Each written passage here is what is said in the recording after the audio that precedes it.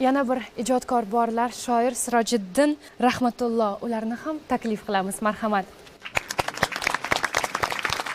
Assalomu alaykum Sirojiddin aka, xush kelibsiz. Men yurgan yo'llarning oxiri bordir. Men chekkan anduhning bormi adog'i? Shul sayyoq boshimga balki darkordir. Jahli tez bobomning irg'ay tayog'i.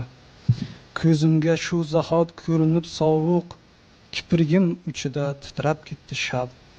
Ochunning makriga aldanganim yo'q, ko'nglimni bermadim 30 yil yashab. Nega ozurdaman, xastaman nechun, sarg'aygan barg kabi qaltiraydi jon.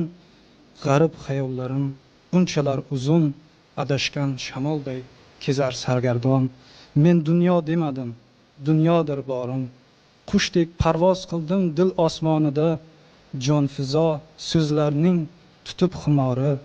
Chayqaldim yodimning shabistonida, umr qisqaligin chiqardim esdan.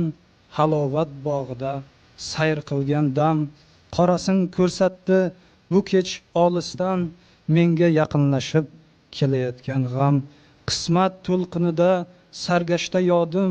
Yorug' lahzalarga bosarmikanlar, bulutday tarqarmi ohu faryodim, kunday yorisharmi yonayotgan qalb.